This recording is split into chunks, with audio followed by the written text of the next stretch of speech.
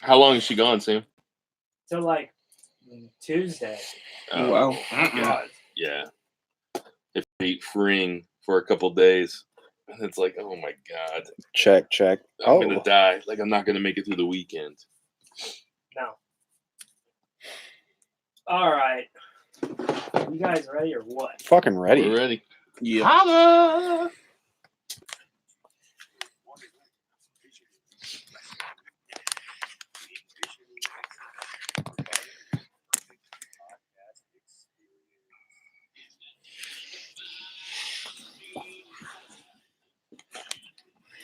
Tonight on the Band from Ringside podcast, we have your SummerSlam recap, your NXT Takeover recap, the G1 Finals recap, Sasha Banks returns, King of the Ring, the Mean Street Posse, that, and a whole bunch more tonight on the Band from Ringside.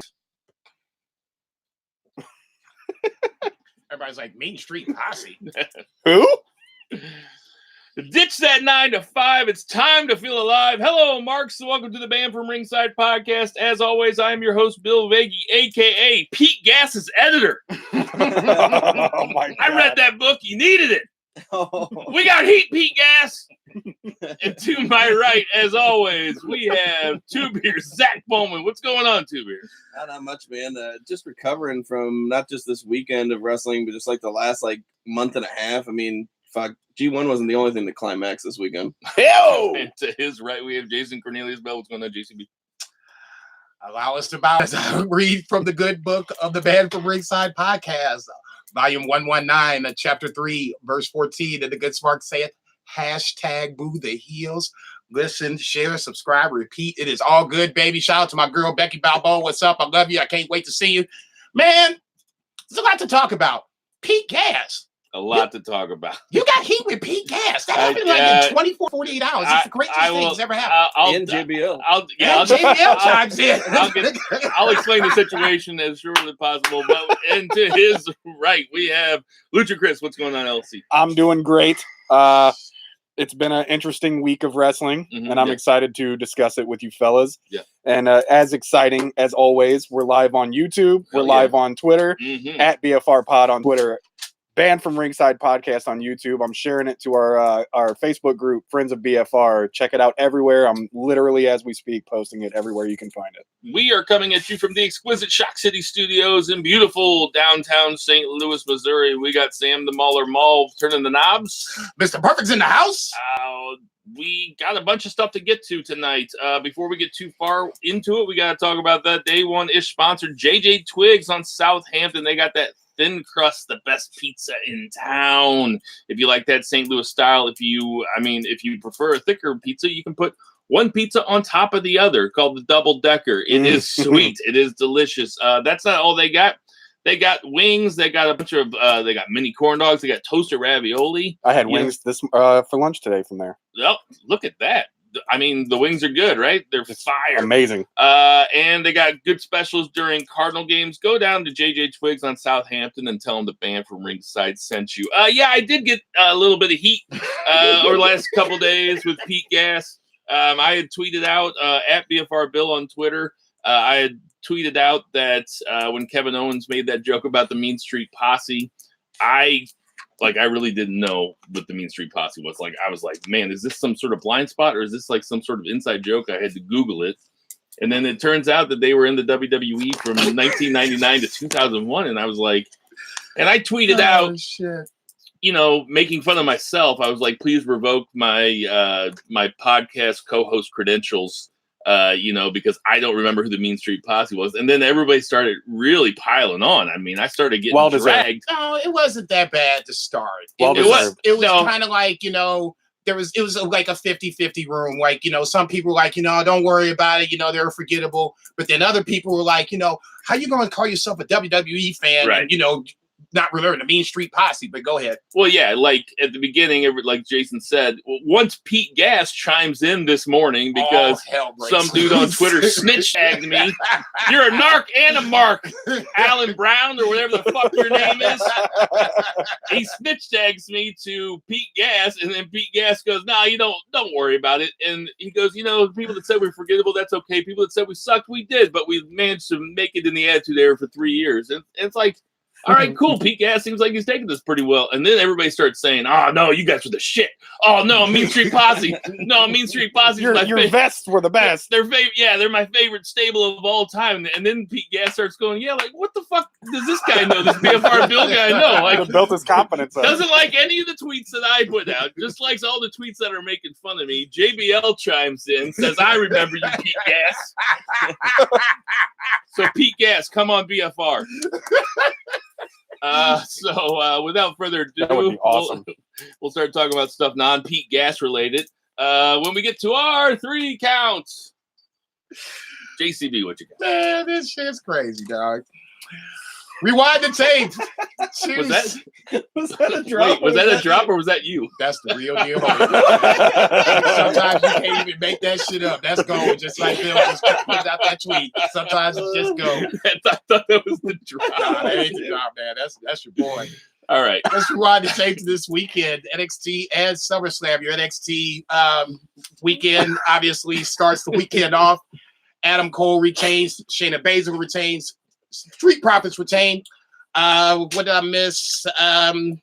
Really nothing special coming out of the NXT side. I think Two Beers said what?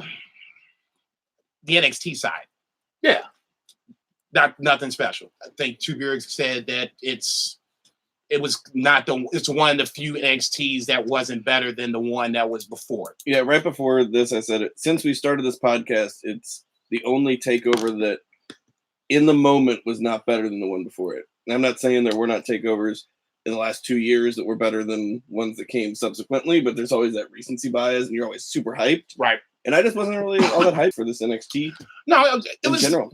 It was good. It wasn't like, oh my God, great. Io and Candice, I thought to me was the best match of the night. Match of like the weekend. It WWE. It could be argued for sure. Never mind. We'll say that in a second. Street Profits retaining, I thought was important because I just like them to keep the momentum going. I think they're going to be a good tag team. Montez Ford is going to be the breakout star. He will be the Shawn Michaels of this group. I'm calling it right now. They act like stars, though. They do. Yeah. But Montez Ford has that charisma. He has the athletic ability to jump out the building, but he has the charisma. Dawkins is a good straight man. Ford is the comedy, if that makes sense. He's the character for sure. For sure. Outside of that, like I said, this was a good takeover. It ended the Adam Cole Gargano storyline, which unfortunately kind of signals that Johnny is off to quote unquote greener pastures. Where that is, man, I sure hope it ain't 205 because that would be a damn shame, but that's the rumor. If it is the end of Johnny Gargano, I'll just say it for myself. The Gargano Ciampa feud really is one of the best feuds I've seen in a long, long time. I'm not going to sit up here and say it is the best because we can always bring up one after the other because everybody has their favorite. For me, it's one of the best NXT feuds I've ever seen. It's also one of the biggest what ifs. If Ciampa would have stayed healthy. What else are we looking at? I don't think we have Adam Cole. I'll finish the sentence. I don't think we have Adam Cole as champion right now. He's still waiting his turn. But that's if and buts were candy and nuts. Wow. I don't think he's ever said that on this podcast. No, I've never said it. I've never heard it in my life. It's a new sentence for me. You're welcome. You can steal it. We'll just see where it goes. If and buts were candies and nuts, we'd all have diabetes. Yeah, something like that. Takeover was Takeover. It wasn't the best. It wasn't the worst. It was probably somewhere in between. It will probably be forgotten.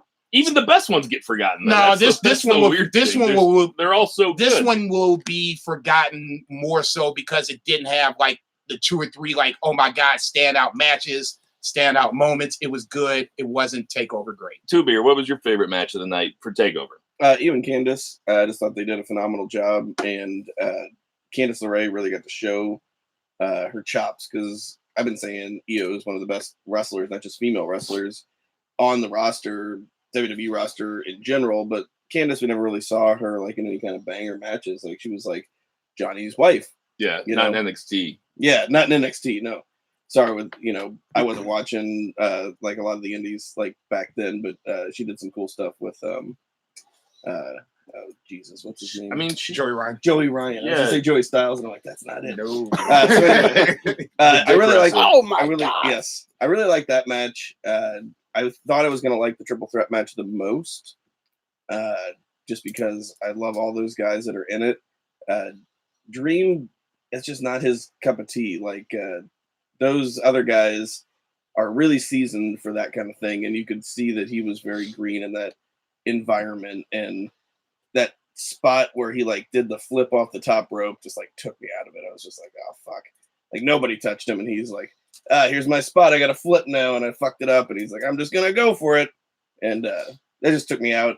And I mean, that's Roderick Strong in the ring with two very young guys. Absolutely, like Pete yeah. Dunne and Velveteen Dream are, but like They're both I mean, around the same age. Spoiler for birthdays later, but Velveteen Dream turns 24 this week. yeah, I mean, And absolutely. I think Pete Dunne's younger. They Yeah. both, oh, he is younger, and they both have no ceiling. I think Dream has no ceiling. Dunn has a shorter ceiling, but it's just because in WWE. All right. But he's a mega talent, and I feel like he handles himself like a ring veteran, more than like as far as like work rate and stuff. The final match, I liked it. I was like fucking hammered that night. Like I don't know what I did. Like I don't know, if I smoked or like the wrong time. I have no idea. But I was fucking lit. And I'm like, you could tell just like what I was like tweeting out there and shit. That match was so long. It was very long. And just like, it just seemed like overindulgent to me. 47 minutes. I mean, they already had the best 2 out of 3 falls match. Yeah. And it just seemed like they were repeating and trying to go bigger. And I don't blame them because I feel like they did the best with what they were given. I just blame the booking. And then it was just too soon. And this didn't feel like a blood feud like the Ciampa Gargano did as much. It just seemed like they were just putting a gimmick match to do a gimmick match and to be overindulgent, and it showed. Lucha Chris, did Gargano and Adam Cole were they put in a bad spot because they already had the match of the year?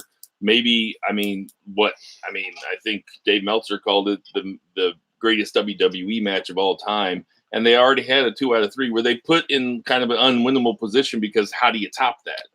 I kind of believe so, honestly. And like he said, it in my opinion, although it was very entertaining all the way through, it was, in my opinion, way too long. Yeah. It didn't need to be, minutes. and it didn't need to be a 3 out of 4 or 2 out of 3 falls match. 3 out of 5. Honestly, I mean, they could have just done it where it was the cage match with all the crazy stuff and had it just be that for 20 minutes, and I think it would have been just as good.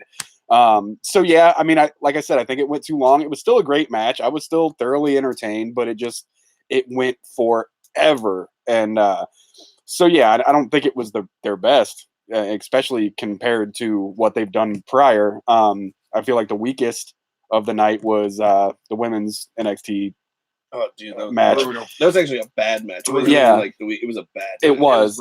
It wasn't. It's hard to watch. It It's hard to was. get through. And so, and I wasn't really looking forward to that one anyway, because unfortunately, I'm not a giant Mia Yim fan to begin with. For whatever reason, I'm just not a fan. I can kind of see it during that match. She seems green, and she's 10 years plus in the business, and she seems so fucking green in that match. Baszler's style is ground and pound. I mean, Yep. it's not like she's particularly great at working with high flyers. Like take a guy like Drew McIntyre, who it seems like the smaller the guy, the better he is. Oh, yeah, He's great with absolutely. wrestling, but like that's not really Shayna Baszler for being the monster that she is. Right. Moving on to SummerSlam, what's your big takeaway from SummerSlam? The Fiend was the best moment. It obviously wasn't the best match, and as a matter of fact, as much as I, my candies and nuts all over that segment. Oh my god! Holy shit. I'll start. I feel like that went too long as well. Like I like that Finn got a little bit of his defense into the match. That's like 4 minutes. I know, but I don't know. It just felt weird that he didn't just straight up squash him. And I'm not saying that was a bad thing that he didn't. Got squash. Yeah, I was getting ready to say. I mean, what do you want? Finn got some He only offense got a in little there. bit of heat. You only got a Yeah, little bit. but all in all, that was my favorite moment. The favorite match. Sorry, I laughed out JCB. loud. Favorite match. Please, no, I'll do the asking questions. JCB, what's your favorite match? Favorite match. Jeez Louise. It should have been Randy Kofi until the finish. I'll go Brock Seth. It started off kind of like it was going to be okay. Here comes Brock getting ready to destroy him, and it turned around where Seth kind of turns it around and wins clean. Honestly, I mean, Natty Becky was cool. I mean, it was a Bray Wyatt. I mean, for me, it was a pay-per-view that was just, it didn't offend me. It just didn't. There's nothing. It didn't have For SummerSlam written on Thank it. you. For SummerSlam, the bill should have been more. There should have been, the payoff, I guess, was Bray Wyatt, in no order, Bray Wyatt, Seth winning the title back, and Charlotte, Trish, I guess. That was all right. Which was still okay. Trish got lover. Charlotte She showed her carried ring that rush. match. Yeah, I mean, that's what I'm saying. I mean, it was a good farewell match for Trish. For sure. Look, it's not a knock against Trish. It's just everybody was so excited about this, and I'm sitting there thinking, okay, the last time we saw Trish was a tag team match with Lita. They protected them for a reason. Before that was another tag team match. This is the first singles. She had a singles match in more than a decade. Yeah. You just don't come back and all of a sudden look good. Yeah, she looked good for that. She looked For good. good, For yeah. that. She didn't look like Trish. Zach, what is Trish's return? What does that mean? What does that show to you? How far women's wrestling has come just since she was? I mean, because the first women to ever main event a Raw was like her versus Lita, and that was a huge deal when it happened. Yeah, they were both like solid workers, much more so than the smattering of divas that were right. Kelly. I wasn't watching, but like your Stacy Keeblers and stuff who were like pure eye candy. Yeah, Tori Wilson. Yeah, 49-inch legs. Yeah, that's Stacy Keebler. Anyway, they're insured, so I bet they are. Anyway, but yeah, like SummerSlam was fine. I like Brock, Seth way more than I thought I would. Same. I thought that was like match of the night, and then Fiend. Like you guys, I'll just echo everything. Like the Fiend was my favorite thing that happened, like in WWE in like a minute. I think they handled it really well. I was really down with. I was totally fine with watching KO fight Shane. Like I was totally fine with KO beating Shane when I thought that was going to be the end of the feud, and then for them to continue the feud on SmackDown was a real bummer. Like as a write off to the feud, that would have been good. 10 minutes and get me the fuck out of there. You would think that would be good enough to end the feud because it's a step match. It's got career on the line. We should be able to move on. The Goldberg stuff, it was just Goldberg. I mean, those spears were. Get out the way. I mean, of course, and Dolph killed those spears, man. Dolph sold it. Give Dolph the credit. I hope that it didn't look so good that WWE thinks, oh, you know what? Let's bring him back around for WrestleMania. I agree. No. Just about to say, they are. It's sports entertainment. He'll be back. Yeah. If I learned anything over the last 2 days, he's not done. Which sucks. They're going to bring him back every 3 months, and Goldberg's going to take $1 million every 3 months, right. and he's going to be happy to do it, and people will be happy to. No, because you need Goldberg to get the casuals fans in. It's not about us. With SmackDown, I was about to say, I'm sorry, it's not about me being a smart. It's about getting the casual, the mainstream fans in. I mean, Goldberg brings them in. Ricochet, AJ Styles was fine. It was a great but match. It didn't seem like they opened it up. For me, it was kind of like they've been there, done that kind of feeling. They never got to their top gear. It didn't seem like, and maybe they didn't want to. Maybe because that's not the end of the feud. And I know that's the way that these guys think sometimes. Is that if we're gonna have 3 matches and 3 consecutive pay-per-views, we got to hold something back. Like when Cena fought AJ 3 pay-per-views in a row, and they did perfectly. Like each one, that was a great elevated. That's one of the better trilogy of matches in WWE history. I agree totally. The Seth Brock thing, it's like Well, what the fuck was the point then of having Seth win at WrestleMania, having Brock win the Money in the Bank, and then having Seth come back and beat him again at SummerSlam? So is it to put over Seth? Like, you already put him over. I hated this build-up, and I hated the fact that they were doing it again. That's why I was so surprised that I liked the match. And it was, Seth came in, and he wasn't getting cheered because he looked like shit on the go-home. And Brock's from Canada, and Brock's Brock. So, like, Brock's getting fucking, huge fucking pops. But, like, I feel like it's like the Brock factor. Like, Brock can get you over. Like, that's why he's really good. Is not because he comes in there and destroys people. Because he destroys people, he also sells. He sells better like than most of the roster. champion. And when he wants to put you over, he puts you over. Yeah. And he put him over hard, and Seth was fucking cheered as champion by the end of this thing. Yeah. Well, and apparently they're talking about Brock. They put it on him again for a split second because they're, with the whole move over to SmackDown going to Fox. They want him on SmackDown, so they don't want him going in as champion. Whatever. But yeah, I mean, this was all kind of belt. I mean, that's October. Are they going to keep the belt on Kofi? It's only 6 weeks away. 6 weeks. I know, that's insane. Like, or is it going to be Orton? I mean, is Vince going to go? You know what? I got to go with my tried and true, and in his mind, the tried and true. Or is Kofi versus Brock? Is Vince thinking that's where the money's at?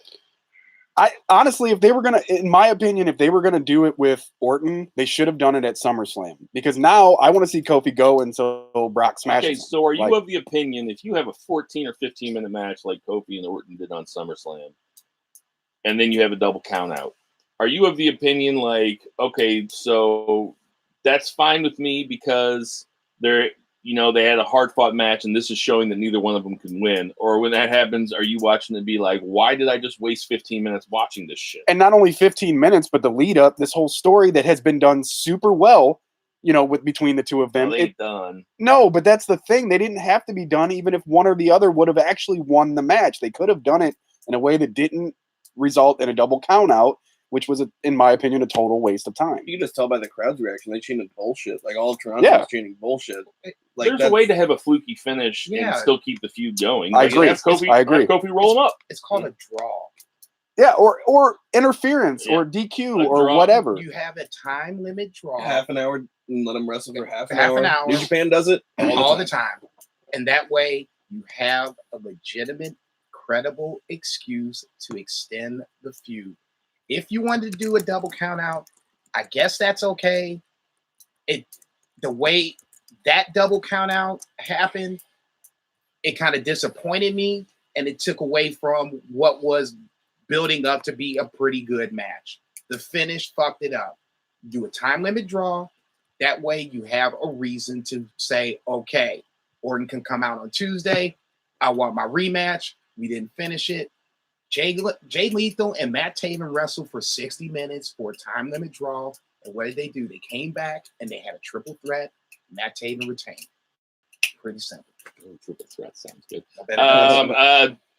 Kudos to WWE, though, for only having a 3.5 hour show. That was crazy. I mean, it was 9:45 or 9:30 when it was done. Dude, it was a 2-hour kickoff show. Yeah, but 5.5. Three matches on there, one of which we weren't expecting at all. I mean, that's fine. Actually, two of which, really. But yeah, the kickoff shows are brutal to watch. I don't know why WWE thinks they have to fly in all these ex-wrestlers and pundits and everything for this kickoff show that I can't believe anybody watches. I watched it, actually, just because I knew I was at home and I was kind of like, okay, I'm getting a little tired, so let me turn it on and just, have some noise. I actually like the video packages, and they play all of them. The production is never fails. Yeah, that is the best thing about WWE. They know how to video produce and hype the shit up. When Justin Roberts is sitting there and he's arguing with David Otunga about who's going to win what matches, I mean, you don't watch that shit. I'm not. That is definitely background. I'm unzipped and at half staff. All right. And that'll bring us to our 2 counts. I like that bell, Sam. Thank you for changing the bell. That's a great sounding bell. I don't have any migraines from it. 2 Beer, what's the 2 count? So we G1 Climax this weekend, guys. We had the A block finals, we had the B block finals, and then we had the G1 finals. So just a quick rundown of some big matches. Be worth watching if you haven't. And I just want to say, as much as I love this, oh my God, I'm glad it's over. Are you kidding me? What's wrong with you? I could keep it up, but like I could watch that like this sounds like a bad conversation all the time because it's the best wrestling of the year every year. But my God, it's so hard. It's just hard to keep up with. Like I can't imagine doing it. Like I'm exhausted watching it, and these guys are doing it. I mean, I took a vacation in the middle of it, but today when I got off of work, and I usually catch up watching the wrestling that I might have missed for the week, and there was a couple matches from the Takeover that I hadn't seen yet. I was a little disappointed that I was watching Takeover and I didn't have G1 to catch up on. Yeah. Like, I mean, that, like, there is a void. There is a void that's left. Yeah. Yeah. I would have rather been watching G1. And that's, I mean, and that says a lot because Takeover's fucking rule. Yeah. But I mean, I already knew who had won the Takeover matches and everything, but. Yeah. It's so good. It's like, it's like when you nut and she still keeps sucking. It's like, just hold up. Jesus. Just hold up. Give me a second. I just need a minute, please. You're going south. This is why my mom says, "How do I find your podcast?" I go, "Nah, it's all right." We'll send you a shirt. It's on 100.6 FM. Oh, you don't get that in your car? Fantastic. Right, so A block finals, big match. Ospreay defeated Tanahashi, which is a big deal. Tanahashi had the worst showing of his G1 since 2008, and Ospreay had a bad showing in his first G1. Decent for his first G1, but bad for Will Ospreay. But he beat Tanahashi. But he beat Tanahashi. Yeah, that's still walking away. Yep. Point for me is that he beat Tanahashi as a junior. They threw us a bone. Yeah. Beat him as a junior, which is a huge deal. And we're leaving on a high note there. And then Ibushi beats Okada, and you can tell like this was for the A block, and you can kind of tell these guys. You mentioned about Ricochet and AJ holding back, right?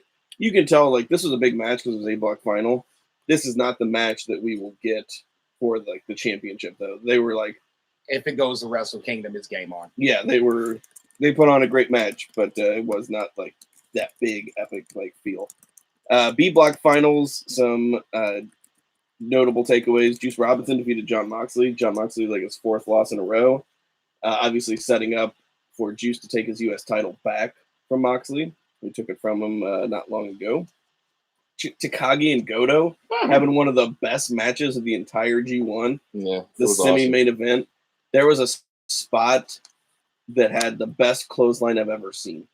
It was like when he hit him, it was like it sprayed with fucking just sweat. I mean, just like I'm like, oh God, fucking amazing. These guys are over the top. I mean, and if you ask me to rank like of the 20 guys like who I'm most excited to watch every week, it's like Goto's in like the bottom 3 or 4. Like I never really think about him, but like until he does some shit like this, and then he's like, oh yeah, I forgot about you. Right. Goto's like Goto is very similar to Ishii, but Ishii's just perfected like kind of like what they do. Right. And yeah. And then Jay White defeats Naito, much to the chagrin of a lot of motherfuckers, because there's a lot of people that hate Jay White, and it's so. I feel like they're just getting worked real. Yeah. He's the Triple H of New Japan Wrestling. He's the cerebral assassin. With Goto or Gato outside, he can fuck with you on the outside, but then he plays the mind games with you on the inside. If your knees hurt, he can. Now he's got the submission. He can work the submission. He's got the. And he heals it up the entire. Dude, he's the best. He's the best heel like in the business right now. You can say like Kevin Owens is an amazing heel like on the mic, and he's got great ring psychology. But like when I'm watching the G1 final with Ibushi and I don't know if it was the Naito Jay White or the Ibushi Jay White in the final. Whenever I think it was the Naito, because Naito takes forever to get his stuff off, right? So Jay White's like, come on. Come on, are you ready yet? Are you ready yet? Right. And then as soon as he's ready, he just rolls out of the ring. Right. Yeah. And then Naito does his tranquilo thing, like where he hits the ropes and he lays down with his elbow. And then Jay White gets in the ring just to roll out immediately. So it's like 10 fucking minutes before they even put hands on each other. I was like, this is ridiculous, but it's so good. It's chess. It's not checkers. That's why I love Jay White. It's just like he's perfect. And so yeah, then Ibushi defeats him for the briefcase. So it's going to be Ibushi and Okada, presumably, at the Tokyo Dome in January. The finals match, Ibushi and Jay White, was a spectacular match. It was great. Yeah, it was like over 30 minutes. Yeah, it was like 37, I think. Sounds right. But a couple takeaways right before that match. We had a tag match where Okada and Tanahashi teamed up against Suzuki and Zack Sabre Jr. And Suzuki pins Okada clean in the middle of the ring and says, "Ha!" He does his promo, and Chris Charleston translates it.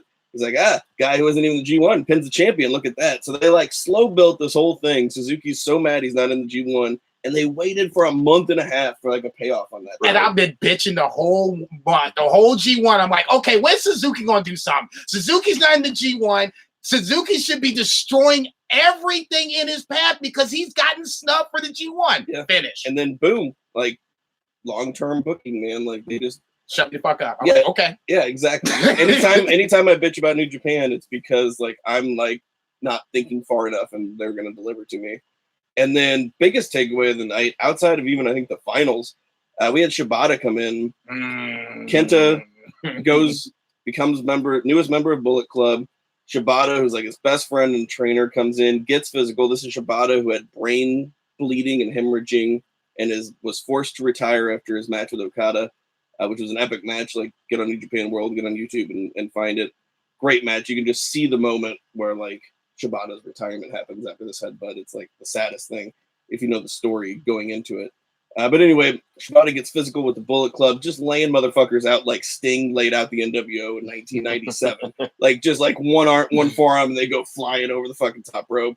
Does his big stalling drop kick on Kenta, which is now my new favorite meme format. If you haven't seen how many that I've put on Friends with, and Kenta gets a sleeper on, and everybody's freaking out. Kevin Kelly's selling it, freaking out because this is Daniel Bryan when he was injured, but worse. Shibata could die with the wrong hit to the head. So they put him in the sleeper hold, knock him out, and Kenta sits on his fucking racist.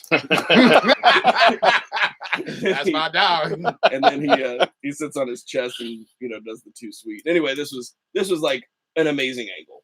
Yeah, because it's once again you didn't see it coming. Kenta was, he was trying to heal it. Really giving him love unless he was doing Shibata's moves. Mm-hmm. The hesitation drop kick always got a pop, but he never really got over. And then when he dropped down to the mat, I'm like, oh hell no! It was perfect. Shibata coming out. I don't remember Shibata some of my friends that remember. They just marked the fuck out. Yeah, grown man crying about the shit. So in that scenario, it was a big deal. So I like pro wrestling. For those of you guys who don't watch New Japan, we saw Edge come out on the pre-show, which was cool. It was house show stuff, but Edge got physical. Edge delivered a spear. Sure. And I was really surprised they let him do that. Now imagine if Edge would have come out during a semi-main event and somebody turned heel and Edge took a bunch of bumps for him. That's the level of shit. Who did Edge spear? Elias. Oh yeah, that's right. What's your biggest takeaway from this year's G1 tournament, JCB? And don't say just the best in G1. No, Lance Archer is a huge takeaway. I've been saying it since the New Japan Cup. I'm gonna keep saying it. Lance Archer is going to be. He's in his 40s, so if there's going to be 42. A push, then this push needs to happen right now. Shingo Takagi is a big takeaway from this. His matches have probably been some of the best of the bunch. He's at least got 2 standout matches for sure. Goto notwithstanding. Ishii, obviously, I think is another. I've been hearing he's been called the best bout machine now since Kenny Omega's been gone from New Japan. I can't necessarily say I disagree with that. Man, he rules. There's a lot of Will Ospreay winning from Tanahashi. So, this is one of those where you kind of had the status quo because Kota Ibushi wins, but you got 3 or 4 solid storylines coming out of this that will take us from here to the rest of the year. There's not one person that stands out. There's 3 or 4, and then I just named them off the top of my head. Ambrose had a great G1. I thought they made him look strong, especially in the sense that he's quote unquote damaged goods. So he's damaged goods, and he comes over and immediately he wins the first 5 matches. Granted he didn't win the block, but I don't think he needed to win the block. No, he was clearly having the time of his life, though. Yeah, for sure. And ultimately, it goes back to AEW. You're gonna look back to see him where he goes back. Here's the thing, and I don't mean to bring everything back to WWE or bring everything back to American wrestling, but when you see a guy like Lance Archer, who's kind of chewed up and spit out of the WWE system, and you see a guy like Dean Ambrose, and Lance Archer was never really thought of as a really strong worker. And you see a guy, and he has a tramp stamp, and you see a guy like Moxley. You got it covered up, and I don't know if it's any better. And I know. It just looks like a big. I know. I didn't even know he had a tramp stamp, but go ahead. And then you see a guy like Dean Ambrose, John Moxley, who was one of the biggest stars that WWE had for a lot of years. And then he leaves the WWE. He's not necessarily thought of as a really strong worker. I mean, he's more of a character. He's more of a character guy. And then he goes over to New Japan and has, good to great matches almost throughout the entire thing. Crowds into all of his matches. So it makes brought Shota along for the ride. It makes you wonder, like when you have these guys that WWE marks shit on all the time. A guy like, let's just say Sheamus. I mean, we know that Cesaro could go into the G1 and fucking whoop ass, rule all ass, have a bunch of 5-star matches. Fucking Big Dick Tony. You see a guy like, I mean, if Sheamus was released, if Sheamus was healthy, I say Sheamus because he's the guy that all the marks hate the most. All the smarks hate the most. They hate Sheamus, even though Sheamus always had like 3 or 4 things that he could finish a match with. And he was good working with little guys. But I guess what I'm trying to say is, isn't this just proof that the WWE system just holds back these incredible workers? And if given the chance, it's not like they're all good. And if given the chance against the right opponents, then they also could thrive in a situation like New Japan Pro Wrestling. It's been proven, and I don't watch a lot of New Japan, but it's been proven that guys and some of the girls that have left the WWE that were somewhat held back, Dean Ambrose being one that they gave him the shine, but they weren't giving him the right shine, obviously. Right. He wasn't happy. He left. Even if he's not the top dog, he's killing it, right, like in his element. And it's Pac, any of them that have let Cody.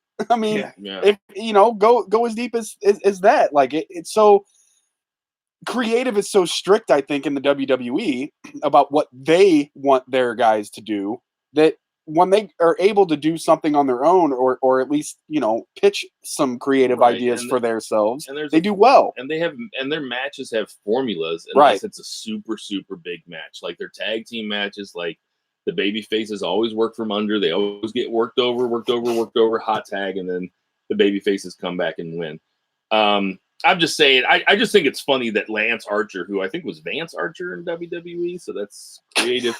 I just think that, I mean, by all accounts, everything that you read on blogs and everything that you see on Twitter, and just by us talking about it, it's like Lance Archer had a fantastic G1. Great G1. Yeah.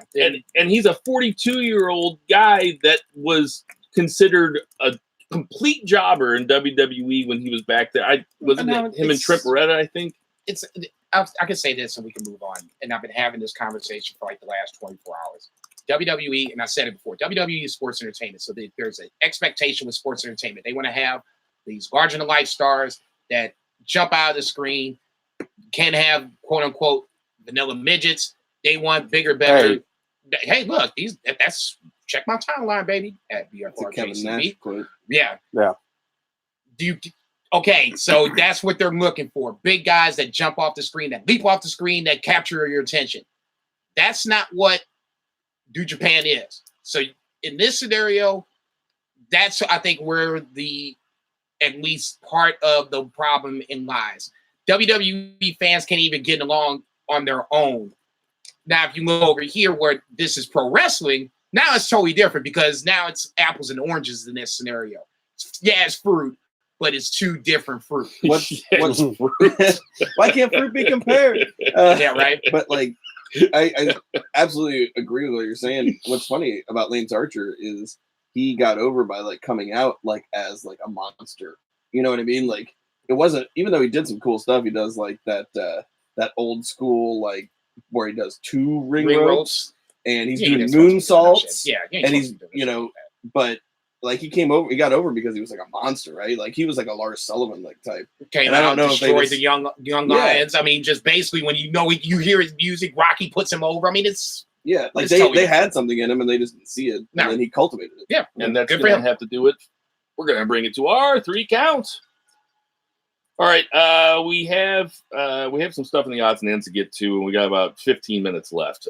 So we're gonna spend a little bit of time because Sasha Banks, if you have any sort of wrestling IQ at all, you knew that Sasha Banks was probably coming back at some time, and you knew she was gonna flip heel.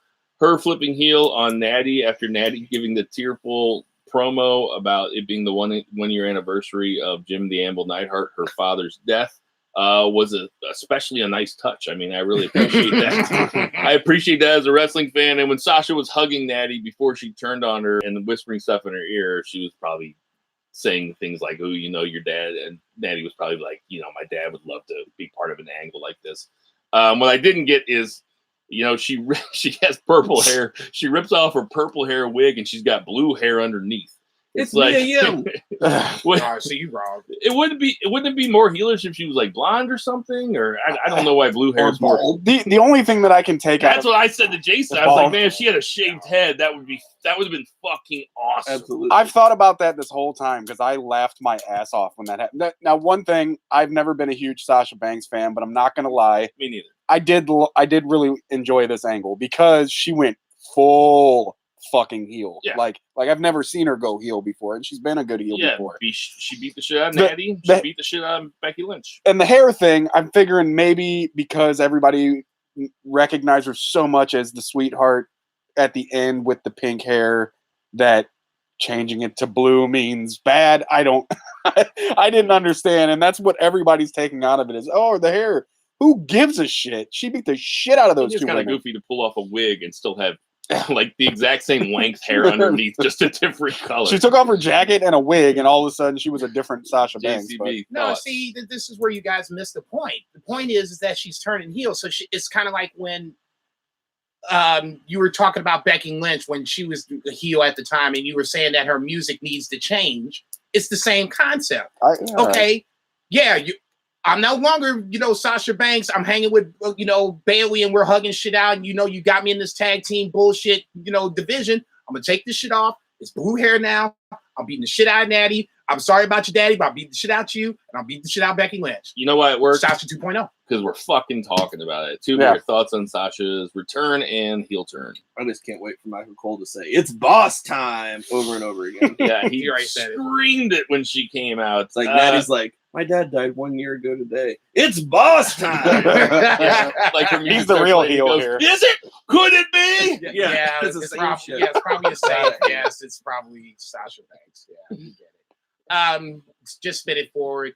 I just hope they don't burn through Becky Sasha too quickly. Oh, they're gonna give Sasha the title and they're gonna take it from her the next day and say, try to leave again. Yeah, right. That would be none too surprising. It is kind of the kick in the ass that the women's division needed, because it's been faltering and been pretty dull since Ronda. Since Ronda left, Ronda and Sasha, Lacey Evans was not the answer. And it was 3 months of Lacey Evans. Yeah. And where's she been since? She needs to be hopefully at the performance. Yeah, that's what I'm exactly. Because she could be great eventually. And that's gonna do it for our 3 counts. JCV tells about F&B. F&B Eatery on the corner of 3453 Southampton, the corner of Hampton and Marquette. Go swing by, check my boy Mike out. Waiting to smash up some burgers for you. Looking for the hot wings as well. Got the kiddie menu. Breakfast on, make sure I'm saying this correctly, Saturday and Sundays, because they are closed Monday and Tuesdays. Weird hours, so just to make sure that you are on board, like them on Facebook, follow their website at all one word, fnbeatery.com. Yes, there is an and to that. Ampersand. Thank you very much. Go check them out on the BFR site. Right here, Sam. Okay, some odds and ends. I think the biggest story of the week, is that we're having a King of the Ring tournament starting next week. Jason Bell's already shaking his head. The Raw competitors are Corbin, Cedric Alexander, Cesaro, Drew McIntyre, The Miz, Ricochet, Sami Zayn, and Samoa Joe. The SmackDown competitors, and this is actually an exciting bracket if they decide to do Raw versus SmackDown. It's Ali, Andrade, Apollo Crews, Buddy Murphy, Chad Gable, Elias, and Kevin Owens. Now, if that was a G1 block, that would be a pretty exciting G1 block. That's the kind of shit that I want to see. Yeah, no shit. Yeah, I mean, is it possible that they saw the G1 and they were like, oh, you guys like tournaments? Well, we'll give you a tournament right now. This feels reactionary to me. Absolutely, it does. But still, though, I mean, I just wish if they're gonna do it on Raw, I wish the entire Raw was just the King of the Ring. I mean, because the next fucking pay-per-view is Clash of Champions or whatever, and it's one of those pay-per-views that nobody gives a fuck about. But King of the Ring, if they do this tournament right, they can put some guys over and they can, make a new star. This seems to me like it's got Drew McIntyre written all over it. I'd like to see Drew McIntyre or Ricochet because, Ricochet's Twitter handle's King Ricochet. You wouldn't even have to change it. Come on, guys. I saw somebody on Twitter say that if KO won it, though, they could sell shirts that said KOTR, King of the Ring, and just sell tons of those, and that makes a lot of sense. King Owens. Man, it's got Baron Corbin written all over. He's been Oh, gone for fuck, too dude. long. It's got Corbin written Oh on my it, too. God, that's He's the been most gone cynical for thing too I've ever heard, and I long. love it. Look, it's If the it- truth. If it was You know this shit. I know, that's why- You know he's going to sniff the semifinals at the very least. Oh, yeah. Oh, yeah. At the Oh, yeah. very least, he's going to win 2 matches. if it was down to Raw versus SmackDown, who would you pick to be the last two there? Who would I pick to be the last two? I just asked another question. I know, but No, that's okay. I didn't mean to overstep my boundaries. I mean, I would probably have Drew McIntyre versus Buddy Murphy. Dude, that Buddy Murphy Roman This match is was gonna pretty be fucking. so interesting That was because a great match. they It gotta really get away was. That was from- going to be the next odd and end. but- Okay, They all got right. to get away from 50-50 booking, and it's Thankfully, going to they be. can't parody book a single elimination tournament. I know. They say they I don't can't, know. but I bet they'll try. I don't know, They'll man. try, yeah. I mean, but there's a lot of guys that I'd like to see go far. I'd like to see. I mean, there's a way to make Andrade. I mean, there's ways to put guys. So over. this is the litmus test. You have 16 guys. There should at least be 3 guys that we should be talking about that comes out of this tournament. At least 3. Oh, you know what? I left off Shelton Benjamin. I mean, how many Kings of the Ring has he been in? A lot, right? Okay, but that's still kind of my point. Maybe Okay. he'll win just because of the weird promos he's been cutting lately. Apparently, what I've heard is that they are really high on Chad Gable and they keep trying stuff. But the reason they keep trying stuff is because they really want Chad Gable to work. I mean, He should have been Kurt Angle's son. yeah, that just makes so much sense. But would that have went anywhere though? A, I know they it- look alike. B, Yeah, no, you I have agree. but you have the Olympic lineage. You can play off of that. I mean, they did. See, he's white. Thank you. Okay. Really, that should have been A. Well, no, I'm sorry. I'm sorry. They We're made the- wrestling first. They made the black one. Okay, you tried to be fucking Wow. cute, and then the shit went south. Jason Jordan got hurt. You left poor Chad Gable out in the fucking lurch, who's had some great 205 live matches, by the way, but that nobody sees him, so it doesn't matter. Jason's timer started going off. He knew the podcast was ending. He hasn't had a rant yet, so he's gonna have a Chad Gable rant. No, I was about to say I'll have a sports entertainment. I agree, rant. though. Let me go there. I agree though. Anyway, there's hopefully like Elias goes out in the first round, Shelton Benjamin goes out in the first round. I want to see some of these workers.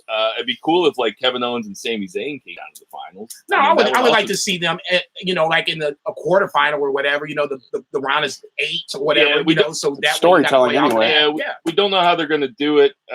We don't even know if those are the brackets. I was just naming who was there. We don't know if the The championship. brackets aren't even out yet? No. That is Oh, no. ridiculous. Yeah, When does it start? you know that. Monday. You know that means they made the decision at like 4:30 in the afternoon on Monday. Yeah. Damn. So they make- See? You know, They're gonna See? come out of the you know they're brackets. gonna sub out like See? 4 people. Yeah, Yeah. I know. Yeah. One of It's them's gonna gonna be be a a hot woman for mess. some reason. Yeah, this is gonna be a hot mess. It's gonna be Nia Jax. The Yeah. last, our second odd and end, and really these are the 2 most important things coming out of it was Roman Reigns versus Buddy Murphy on SmackDown. Murray, thoughts? Yeah, I went into it not really. Lucha Chris? Thank you. I went into it not really giving a shit, to be honest, and I because I had high hopes, because I do like Roman, but I really love Buddy Murphy, and I want him to get a push.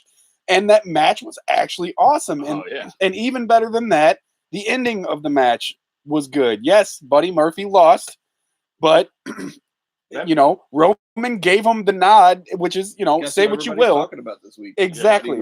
Exactly. So he kind of redeemed himself from the whole liar thing, even though they kind of trashed him after that a little bit. I was gonna say, don't say he I mean, in that match, based on the match, he's part of the storyline. Right? But that match was awesome. Part of the storyline is that fans saw him on tape. Yeah. In the when they were doing the forklift thing. So everybody's like, "Oh, who did it? Who did it?" Well, who's that? Oh, it's Buddy Murphy. The only reason Kofi's champion is because Ali got hurt. That's okay.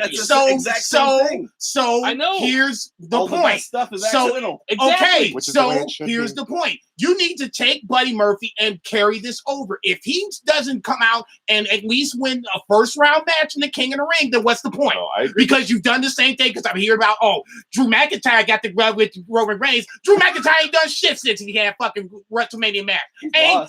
Shit. He's lost. You know what? Buddy Murphy. Fuck out of here. Buddy Murphy fighting with or having a match with Roman Reigns and looking good, and it reminded me of when Cena came out, fought Angle, almost won. Yeah.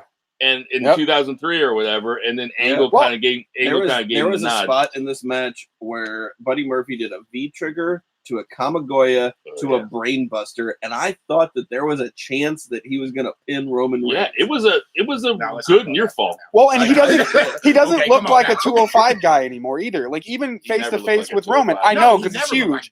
But I'm just saying, because he was there, he had that you know he had 205 on his back, but he actually stood almost. You know, he's not that small. The wrestler looked great. The character looked weak. I'm sorry, when he gets pumped out again. Yeah, that after sucked. the fact. That sucked. You don't think he's gonna? Oh, he's gonna get his comeuppance. He's gonna beat the shit out of Eric Rowan. He sold the spear better than anybody. That was he did really did. That was extreme. Like I said, everything he did in the ring was absolutely perfect. He is put on the map. Now, what WWE decides they're gonna do with him? See, here's the thing, JC. You never just live in the moment. You know, the future's not here yet, and the past is already gone. Just live in the moment. We're in the Buddy Murphy moment. Are he and Alexa still together? Yeah, he's Mr. Alexa Bliss. He's got the world. So like, why is I don't understand why he's getting more. I thought they were together anymore. I thought that was part of the reason why he. I thought Alexa was fucking Strowman.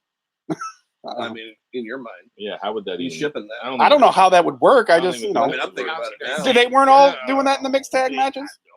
I'm thinking about it now, and I'm glad we're done here. You're welcome. Right here, Sammy. Okay, before we get the birthdays this week, I forgot to run down the scores for the predictions this week. This is for my friend Top Hat, our friend Top Hat, friend of the show. Yeah, our friend Top Hat. Bill Vagey had 13. JCB had 12. This is out of his possible 16 points. Okay. Bill Vagey had 13, JCB had 12, Two Beer had 12, Sam had 8, and Lucha Chris, Murray Man used to do a lot better than this. Yeah. Lucha Chris had 6 out of 16 points. What happened? What happened here? So Sam didn't come in last this week. All right, Big Cass is gonna be 32. Cedric Alexander is 30. Paige is 27 this week. Lillian Garcia is 53. Velveteen Dream is 24. Byron Saxon is 38. Walter is 32. Nathan Jones. I remember Nathan Jones. He's 50. He must not have been a member of the I know. Trent 7 is 38. Eve is 35. And Roe from the War Raiders, I forget which one he is in the War Raiders, is 35. Hey, everybody, we know there's tons of podcasts to listen to, so we appreciate you taking the time out to listen to ours. For Shock City Studios. Check. For Sam the Mauler Mall. That's perfect. Now, check. For F&B Eatery. Check. For JJ Twigs on Southampton. Check. For Vice. Check. For Two Beer Zach Pullman. Check. For Lucha Chris. Check. For JCB. Did I already say you? No. Konnichiwa, bitches. I am Bill Vagey, and everybody boo the heels. Boo. Fucking boo. 6 Whatever. 6 for 16. Murray's going to be back next week. I'm like, man, I know he was doing bad, but I didn't think it was this bad. I wasn't going to tell Jason on the way here how bad you did. I know I did because I watched the fucking shit. I'm sitting there giggling in the corner like, oh, yeah, he picked that one.